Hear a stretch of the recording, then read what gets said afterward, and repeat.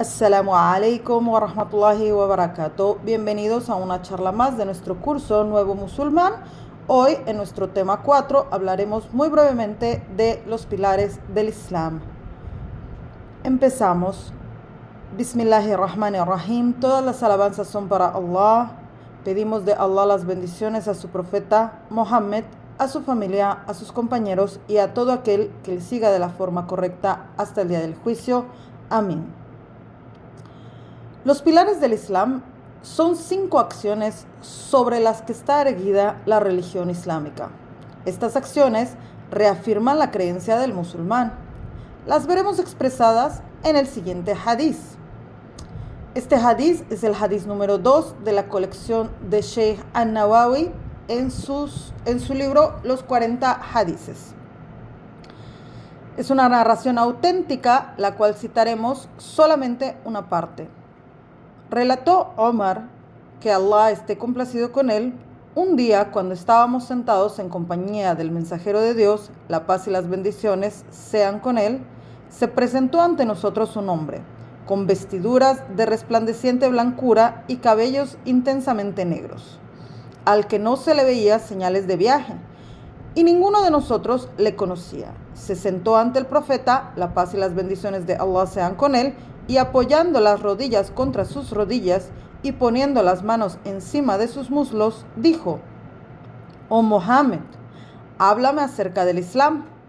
El mensajero de Dios, la paz y las bendiciones de Allah sean con él, dijo: «El Islam es que atestigues que no hay más Dios que Allah y que Mohammed es el mensajero de Dios, que observes las oraciones, que pagues el zakat, que ayunes Ramadán y que peregrines a la casa cuando puedas». Fin de la cita. Este hadiz se alarga hasta comentarnos que este viajero es Jibril alayhi salam. Después de lo dicho, empecemos con una muy breve explicación de los mismos. Los pilares del Islam, como ya dijimos, son 5 acciones que todo musulmán, varón o mujer, debe realizar con el máximo compromiso de obediencia hacia su Señor, ya que son órdenes directas. Estas están restringidas a las básicas condiciones de cordura, conciencia y madurez. Adentrémonos en estos. El primero, el testimonio de fe, la shahada. Con este se regresa al Islam, y a propósito de esto, es que se ha extendido una idea errónea entre quienes desean adoptar el Islam. Algunas personas tienen la noción errónea de que para entrar al Islam es necesario que la persona interesada lo declare en presencia de eruditos de alto rango o sheikh, o que informe de este acto a los tribunales de justicia u otras autoridades. También se piensa que este acto de aceptar Islam debería, como condición, contar con un certificado emitido por las autoridades como prueba de tal efecto, lo cual no es una condición o un requerimiento para regresar al Islam, ya que esta declaración se puede realizar en privado o en público, a solas o en presencia de testigos. La única condición es la firme creencia y convicción en la afirmación de que Allah es el único Dios que merece ser adorado y que Mohammed es mensajero de Allah, Dios. Esto en árabe es La ilaha illa Allah wa anna Muhammadan Rasulullah. No hay otra divinidad que merezca ser adorada salvo Allah, y Mohammed es su mensajero. Si alguien tiene un deseo real de ser musulmán y tiene la plena convicción y firme creencia de que el Islam es la verdadera religión ordenada por Dios para todos los seres humanos, entonces debe de pronunciar la shahada, el testimonio de fe, sin más demora.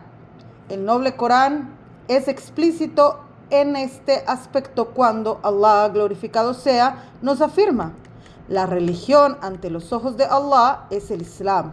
Corán, Sura 3, aya 19. En otro versículo, Allah el Altísimo nos dice: Si alguien desea una religión distinta al Islam, la sumisión total ante Allah, nunca le será aceptada y en el más allá estará en las filas de aquellos que se han perdido. Corán 3:85. Además, el Islam es la única religión que prevalecerá sobre las demás religiones. Allah el Altísimo nos dice en el Corán: a ti te enviamos la escritura en la verdad, confirmando la escritura anterior y guardándola con seguridad. Corán, Sura 5, Aya 48. Esta afirmación, la Shahada, en apariencia es algo muy simple, pero implica un compromiso profundo en la creencia del musulmán. Implica que atestiguamos, aceptamos, afirmamos con una firme y absoluta creencia que solo Allah el Altísimo es digno y merecedor de adoración, por lo que nos comprometemos a dedicar todo acto de adoración, tanto interno como externo, solo y exclusivamente a Allah, sin asociarle con nada ni con nadie. La segunda frase, en la cual afirmamos que atestiguamos, confirmamos y aceptamos que Muhammad es el mensajero de Allah, por lo tanto aceptamos toda orden de él, la paz y las bendiciones de Allah sean con él, ya que toda acción o declaración de él, sallallahu alaihi wasallam, es verdad proveniente de la revelación de Allah, por lo que todas sus acciones y órdenes provienen directamente de Allah, por lo que es absoluta verdad irrefutable, por lo que si se viola cualquiera de estos dos preceptos, se ha incurrido en una falta gravísima que afecta directamente la creencia. Y como lo hablamos en charlas anteriores, estas acciones invalidan el Islam. Pedimos de Allah, subhanahu wa ta'ala, su protección de caer en estos grandes errores. El segundo pilar del Islam es la oración, as-salah. Esta se podría traducir mejor aún como conexión o vínculo.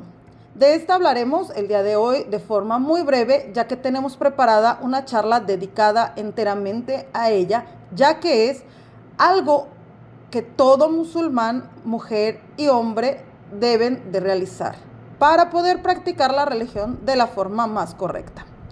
A los musulmanes se nos prescribió la oración.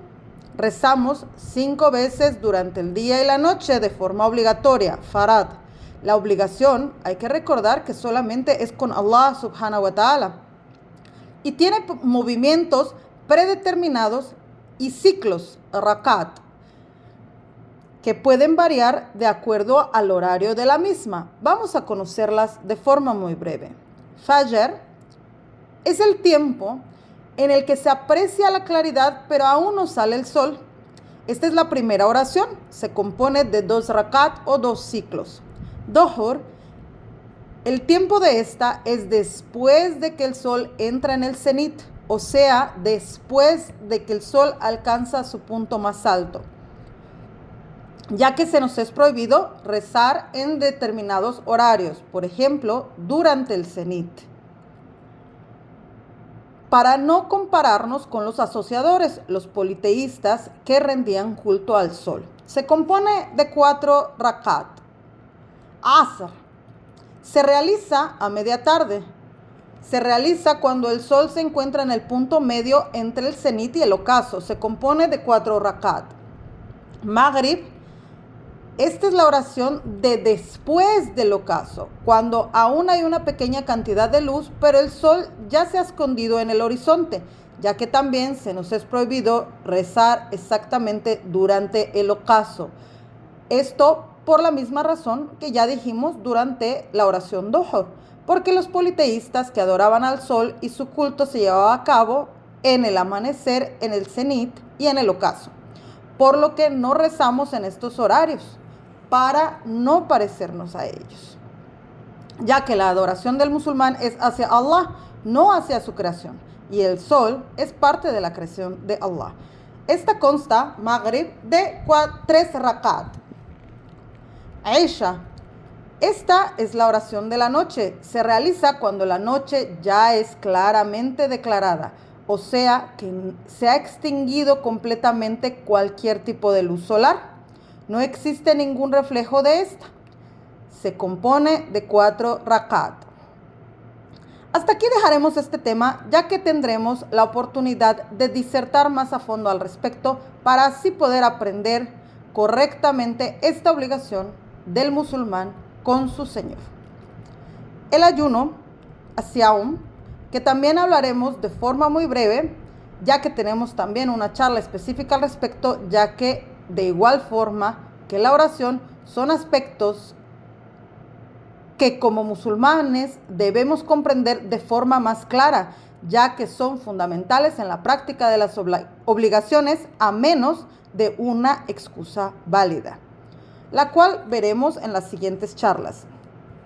El ayuno durante el mes de Ramadán se nos fue ordenado muchos años después de la primera revelación del Corán, esto en la ciudad de Medina. El único ayuno obligatorio para los musulmanes es el del mes de Ramadán. Y en este mismo mes fue cuando se dio la primera revelación del Corán al profeta Mohammed, la paz y las bendiciones sean con él. Por eso, en algunos países se le llama el mes del Corán. El ayuno consiste en abstenerse de comida y bebida, al igual que de las relaciones maritales y comportamientos desagradables o reprochables. Esto desde que escuchamos el llamado a la oración, adán, de Fajr, y se termina el ayuno hasta que escuchamos el llamado a la oración de Maghrib. Durante este periodo, que comprende en algunos países desde 12 hasta 16 horas, en algunos otros países un poco más, comprende el tiempo en el que debemos abstenernos de la comida, la bebida, las relaciones maritales y los comportamientos detestables o desagradables. Al finalizar el ayuno, se nos permite la comida y la bebida halal, permitido por Allah. También las relaciones maritales. Como dato adicional, los musulmanes seguimos el calendario lunar. Este no es un calendario fijo como el gregoriano, por lo cual Ramadán varía en cuanto a la fecha de inicio y a la fecha de finalización, por lo cual tenemos que estar pendientes del avistamiento de la luna. Y los anuncios usualmente los da la comunidad que tengamos más cerca respecto al avistamiento de la luna. Los meses dentro del calendario islámico pueden tener 30 o 29 días, depende de este avistamiento. También hay que tener en cuenta que esta obligación del avistamiento de la luna solo es necesario que unos cuantos musulmanes dentro de la comunidad se encarguen de ello.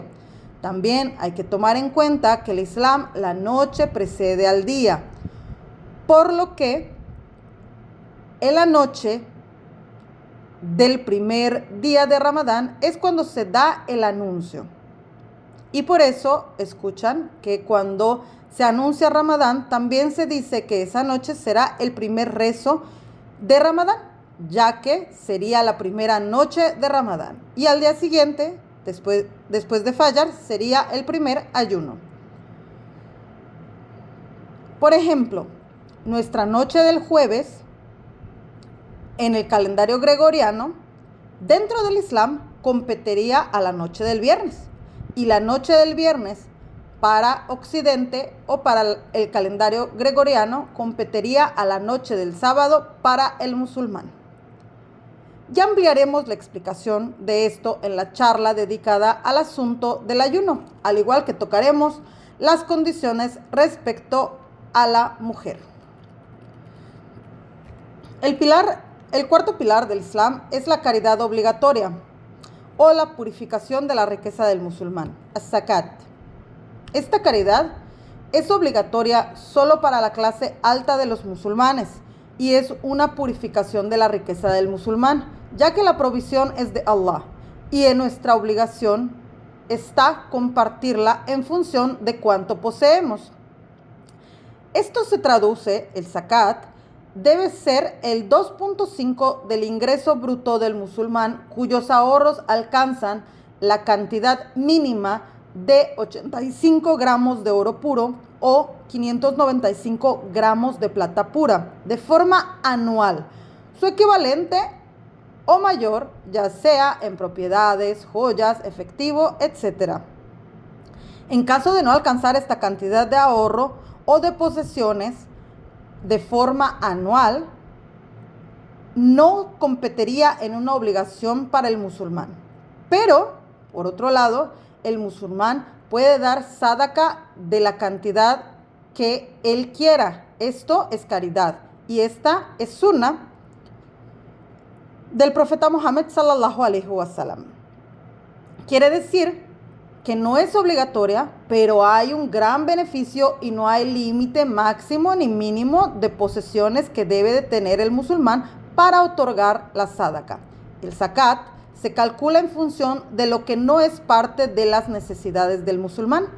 Solamente si el ingreso bruto anual llega al mínimo antes mencionado, el zakat debe de ser calculado en función de este ingreso del musulmán, ya sea varón o mujer, ya que esta obligación compete a los hombres y a las mujeres. El zakat, al no ser obligatorio para todos los musulmanes, lo dejaremos hasta aquí esta breve explicación, no sin antes mencionar una aya del Corán donde Allah nos dice a quién debe ser entregado el zakat. El zakat debe de ser para los pobres, para los necesitados, para quienes trabajan en su recaudación y distribución, para ganar los corazones de quienes se inclinan al Islam, para liberar a un esclavo, para quien está endeudado, para quienes luchan por la causa de Alá y para los viajeros insolventes. Esto es la interpretación del significado en Surat 9, aya 60. Allah finaliza en esta aya: esto es lo que Allah decreta y Allah es omnisciente y sabio. Sura 9, aya 60. El quinto pilar del Islam es la peregrinación a la casa, el Hajj. Esta es obligatoria, se realiza una vez en la vida, esta obligación, bajo ciertas condiciones, como ya lo mencionamos antes, mínimas de cordura, madurez, y también, además, esta salud física, mental y solvencia económica para realizar la misma. De no contar con alguna de estas condiciones anteriores, entonces no consiste en una obligación tácita para el musulmán. Debemos también tener en cuenta que esto no nos debe entristecer si no tenemos las condiciones para realizar la peregrinación, ya que existen otras acciones que son equivalentes en recompensa, aunque es altamente recomendable tener la intención de realizarla y esforzarnos por llevarlo a cabo. La peregrinación, consiste en viajar y realizar los ritos prescritos de la Sunna en la casa sagrada, Kaaba, que se encuentra en el Valle de la Meca, ahora en el país de Arabia Saudita. Tanto dentro de Masjid al-Haram, donde se encuentra Kaaba, y sus alrededores. Inshallah, en otras charlas podríamos enfocarnos a aprender más de los ritos prescritos, tanto de la peregrinación mayor, que es el Hajj, que es la que es obligatoria, como del Umra, la peregrinación menor, que esta es Sunna. No nos profundizaremos ahora mismo mucho en este pilar, ya que, como vemos, no es obligatorio para todos los musulmanes, excepto para quien tiene la salud física, mental y la solvencia económica para realizarla. Entonces, con esto terminaríamos. Esta fue una breve, muy breve explicación de los 5 pilares del Islam, que es parte fundamental y también parte de las obligaciones que todos los musulmanes debemos saber para así cumplir con el compromiso de obediencia que tenemos con nuestro Señor. Glorificado y alabado sea. Con esto terminaríamos por el día de hoy, no sin antes entregar todas las alabanzas a Allah subhanahu wa ta'ala, pedir de Allah la bendición a su profeta Muhammad, a su familia, a sus compañeros, a todo aquel que le siga de la forma correcta hasta el día del juicio. Amén. Como siempre les recuerdo que cualquier error, falla, déficit, deficiencia o aspecto equivocado que encuentren en mis palabras pertenece exclusivamente a su servidora. Y cualquier virtud, guía, luz, beneficio o alguna cosa buena, paz, tranquilidad en sus corazones, eso solamente pertenece exclusiva y absolutamente a Allah subhanahu wa ta'ala. Pedimos de Allah que nos facilite el conocimiento y que nos dé la sabiduría para practicarlo de la forma correcta, para así acercarnos a su gracia. Amén, ya Rabbi. Con esto me despido. Assalamu alaikum wa rahmatullahi wa barakatuh.